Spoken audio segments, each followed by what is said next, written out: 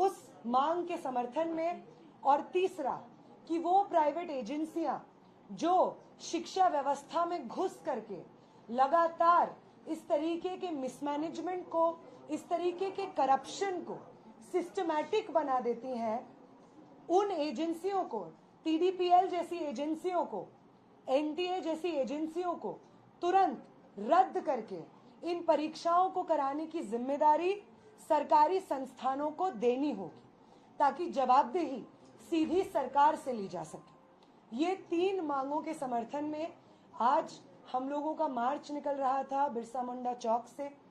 उस मार्च के दौरान जब मैं वहां पे खड़ी हुई थी बैनर के पीछे, मेरे साथ साथी विभा खड़ी थी, बहुत सारी और महिला साथी खड़ी हुई थी, नारा लगा रही थी। तो एक व्यक्ति जिसका नाम अमरनाथ पांडे है, 26 वर्ष के हैं, वो हजारीबाग में रहने वाले हैं, हिंदी ऑनर्स की पढ़ाई कर रहे हैं विनोबा भावे विश्वविद्यालय से, और आरएसएस के मेंबर हैं।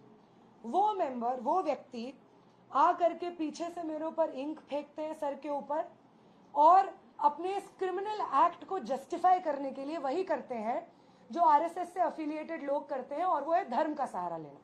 जय श्री राम का नारा वो लगाते हैं। उसके बाद वहां पे जो लोग प्रोटेस्ट में मौजूद रहते हैं वो उनको पकड़ते हैं और उनको पुलिस के हवाले किया जाता है। इस वक्त वो पुलिस थाने में ही है, उनका डिटेल्स लिया जा रहा है, उनसे बातचीत जारी है। इस तरीके की हिंसा जो आरएसएस और भाजपा के लोग लगातार छात्रों के आंदोलन को कमजोर करने के लिए करते आए हैं, इसके खिलाफ मैं यहाँ से बात रखना चाहूंगी।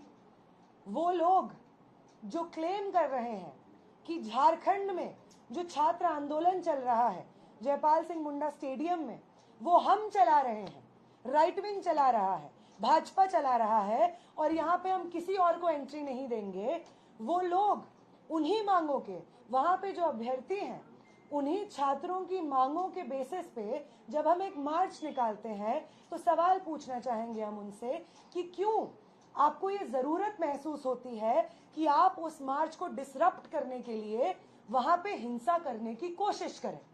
अगर आप छात्रों के आंदोलन के साथ खड़े हैं और सिर्फ अपनी राजनीति की रोटियां नहीं सेक रहे हैं, तो आपको इस तरीके के मार्च से कोई प्रॉब्लम नहीं होनी चाहिए जो हम निकाले हुए थे, क्योंकि उसकी सारी मांगे उन छात्रों के समर्थन में थी जो छात्रों की मांगे इस वक्त जयपाल सिंह मुंडा स्टेडियम में छात्र रेस कर रहे हैं। बहुत सारे अभ्यर्थी जयपाल सिंह मुंडा स्टेडियम से हमारे इस मार्च में शामिल हुए थे।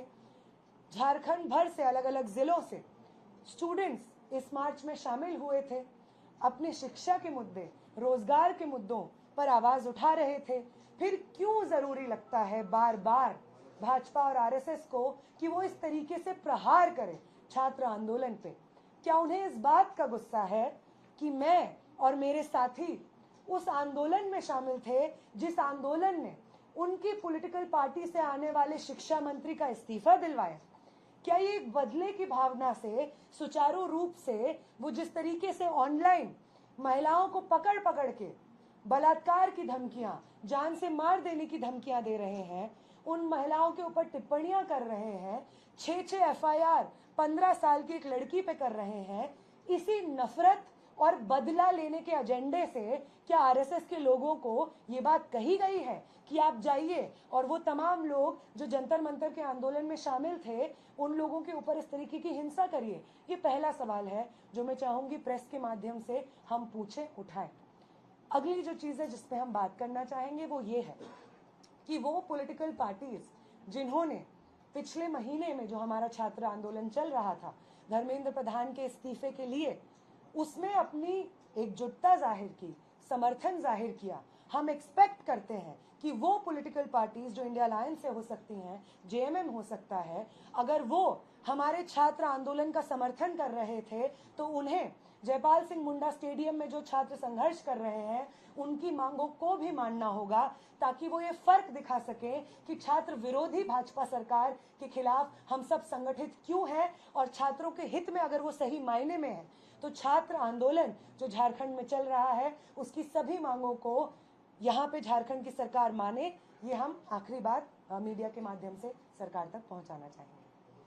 अगर आप कितना ही वाइट वॉश करने की कोशिश करें किसी चीज को, जो व्यक्ति फोटोज डाल रहा है, आरएसएस के लिए पोस्ट कर रहा है, उसके प्रोग्राम्स में जा रहा है, ऑफिशियल रूप से जान से मारने की धमकी दे रहा है अपने सोशल मीडिया से, अभी पुलिस इस चीज को और आप सबके सामने अपनी तरफ से भी रखेगी। हम उम्मीद करते हैं प्रशासन अपना काम करेगी और ये हमला, जानलेवा हमला जो हुआ हमारे साथियों के ऊपर, इस मार्च में जो महिलाएं शामिल थी उनके ऊपर, इस चीज के लिए कौन जिम्मेदार है, वो कौन सी राजनीतिक समझदारी से आता है, कहाँ का है, और प्रशासन और पुलिस उसके खिलाफ क्या एक्शन लेगी। पुलिस की तरफ से हम चाहेंगे कि ये चीज जारी हो, फॉर्मली जारी हो। बाकी पॉलिटिकल आइडियोलॉजी किसकी क्या है, आज के समय पे सोशल मीडिया पे चिल्ला चिल्ला के सब लोग कह रहे हैं, सोशल मीडिया के माध्यम से वीडियो बना के कह रहे हैं कि जान से मारने की धमकी दे रहे हैं। तो आप कौन सी आइडिया से एफिलिएटेड हैं, ये आज के समय में अंदाजा लगाना बिल्कुल मुश्किल नहीं है। नेहा जी, एक सवाल होगा कि क्या आज के मार्च के बाद आप लोगों का ये आंदोलन रुक जाएगा या आप लोग अब जयपाल सिंह मुंडा स्टेडियम में जाकर स्टूडेंट के साथ भी बैठेंगे? साथ ही मुझे लग रहा है मैं ये करेक्ट कर दूं, जयपाल सिंह मुंडा स्टेडियम में जो प्रदर्शन चल रहा है, पहले दिन से आयशा के साथी वहां पे उन्हीं टेंटों में बैठे हुए हैं पहले दिन से।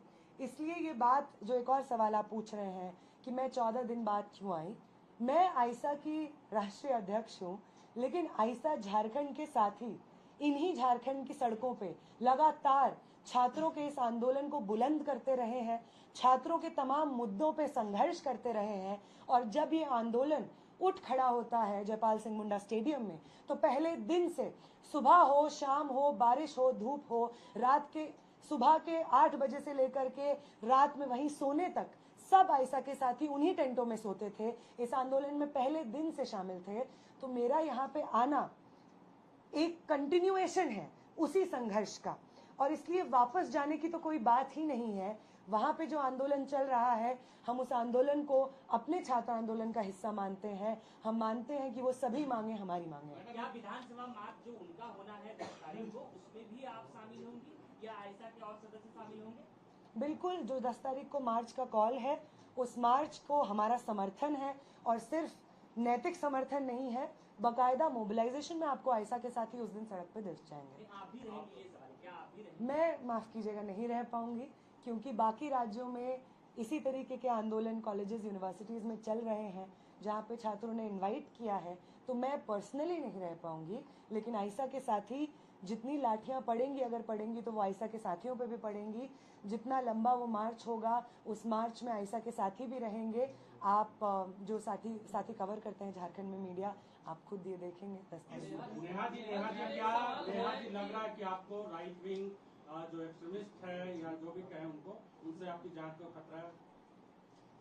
देखिए, अगर जंतर मंतर में 20 तारीख को जो हिंसा हुई, जो स्टेट की तरफ से ऑर्डर पे मैक्सिमम पॉसिबल हिंसा, मैक्सिमम पॉसिबल डैमेज करने का जिस तरीके से आदेश आया, ऐसा लगता है उनके कारनामे से, अगर उससे छात्र नहीं डरे, तो मैं भी एक छात्र हूँ, मैं भी एक स्टूडेंट एक्टिविस्ट हूँ। एक स्याही से हम क्यों डरेंगे? बाकी कपड़े गंदे हुए हैं, मुंह गंदा हुआ है, एक बार नहा लेंगे, कपड़े धो लेंगे, सब साफ हो जाएगा। उनके मन में जो हिंसा है, वो उनके मन में जो नफरत है, उसका सफाया होना ज्यादा मुश्किल है। ये स्याही से छात्र आंदोलन ना कभी डरा है, ना कभी डरेगा। नेहा मैडम, जिस तरह से बीजेपी और आरएसएस इस आंदोलन को पूरा डाइल्यूट करने का प्रयास कर रही है, क्या जेनजी आंदोलन दोबारा से फिर से खड़ा होगा?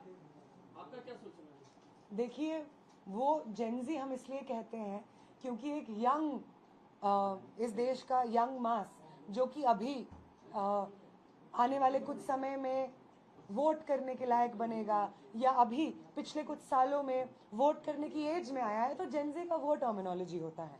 और उस लिहाज से बहुत सारे ऐसे स्टूडेंट्स जो जेनजी हैं, वो इस वक्त बैठे हुए हैं जयपाल सिंह मुंडा स्टेडियम में।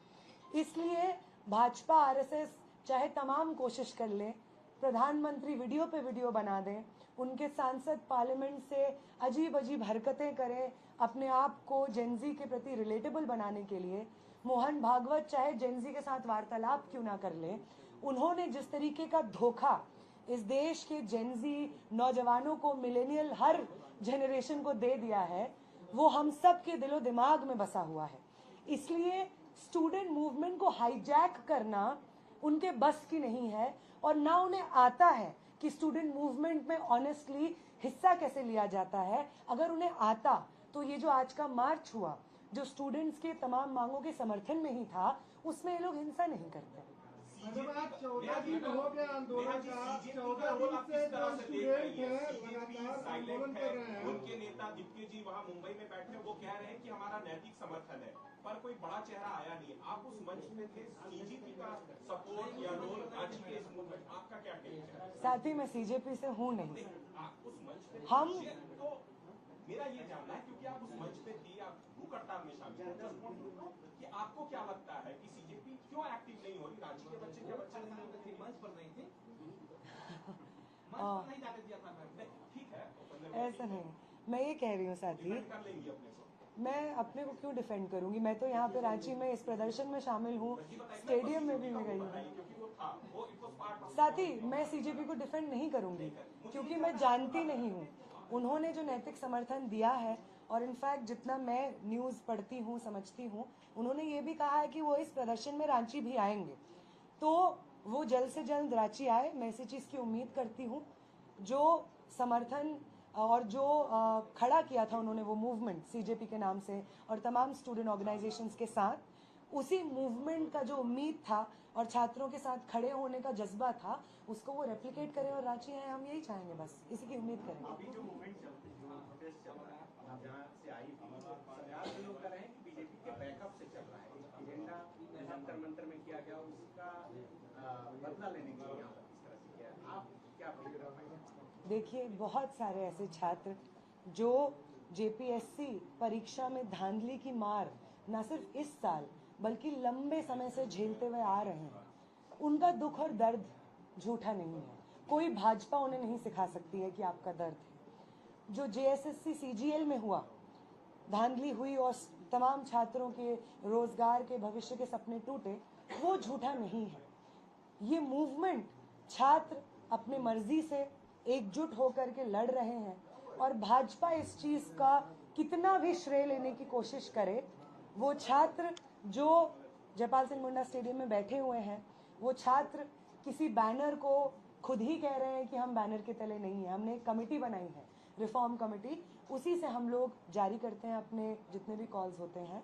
तो वो ये कहते हैं। और जहाँ तक भाजपा और इन तमाम लोगों की बात आए, तो जैसा मैंने कहा, अगर भाजपा के लोग शामिल हैं, बहुत अच्छी बात है कि उनको देश भर में जब आंदोलन चला, धर्मेंद्र प्रधान के खिलाफ, उनकी सरकार के खिलाफ था, तो उनके अंदर छात्रों के प्रति ये सहानुभूति नहीं जगी। अब जग गई है, बहुत अचंभे और हिपोक्रेसी की बात है। लेकिन कोई नहीं, वो अगर हैं तो हम भी हैं। हम उस आंदोलन में भी थे जो देश भर में लड़ा गया, और हम लेफ्ट से हैं, आईसा से हैं। तो उस आंदोलन की जो सिंसेरिटी थी, जो ऑनेस्टी थी, जो झुका नहीं लाठियों के सामने, पैलेट गन्स के सामने, हम उसी मजबूती के साथ और राजनीतिक प्रतिबद्धता के साथ इस मूवमेंट में भी शामिल हैं। सब लोग शामिल हैं, सब लोग शामिल हैं। कई छात्रों से बात की हमने, कई छात्रों ने नया बोरा का खासकर विरोध किया है, क्योंकि वो दिल्ली के जंतर मंतर पर देश विरोधी नारे लगाते और उस मंच को साझा करते नजर आई जो कांग्रेस जनता। आप पत्रकार हैं, कौन से चैनल से आप? मैं इंडिया टाइम। किससे? India time. आप पत्रकार हैं, आपको सूट नहीं करता है कि आप इस तरीके की फेक इंफॉर्मेशन को सवाल के रूप में पूछें। आपसे मैं पूछ रही हूँ सर, मैं आपसे पूछ रही हूँ सर, आपसे पूछ रहे हैं, अगर आप मुझे एक वीडियो दिखा सकते हैं कौन सा देश विरोधी नारा लगा है। अगर भाजपा के 3 लोग आपको मिलके कह रहे हैं कि देश विरोधी नारा लगा है और आप उसको हजारों छात्रों की तरफ से रिप्रेजेंटेशन के फॉर्म में पेश कर रहे हैं, तो ये तो सच नहीं है। और दूसरी बात, उस प्रोटेस्ट में जो जंतर मंतर पे हुआ, पहले दिन से लेकर के आखिरी दिन जब तक वो प्रोटेस्ट चला, मैं पर्सनली उस प्रोटेस्ट में हर रोज, हर सुबह, हर रात शामिल थी। एक नारा उस प्रोटेस्ट में नहीं लगा है जो देश के विरोध में हो। मोदी के खिलाफ नारा लगा है, हाँ। अमित शाह के खिलाफ लगा है, हाँ। धर्मेंद्र प्रधान के खिलाफ लगा है, हाँ। ये जनप्रतिनिधि हैं, इनका काम है जनता के मुद्दों को एड्रेस करना, जनता को सर्व करना। अगर ये जनप्रतिनिधि अपना काम नहीं करेंगे तो उनके खिलाफ नारे बिल्कुल लगेंगे। इस व्यवस्था के खिलाफ, शिक्षा व्यवस्था के खिलाफ नारे बिल्कुल लगेंगे। और किसी मंत्री के खिलाफ नारे लगाना, भले ही वो प्राइम मिनिस्टर क्यों ना हो, भले ही वो होम मिनिस्टर क्यों ना हो, शिक्षा मंत्री क्यों ना हो, उसे एंटी नेशनल नहीं कहा जाता है, उसी को सही नेशनलिज्म कहा जाता है। इस देश में सत्ता पक्ष में जो लोग शामिल रहे हैं, उस सत्ता को चुनौती देते हुए हमने इस देश की नई परिभाषा को गढ़ा था। आजादी के आंदोलन का यही मतलब था।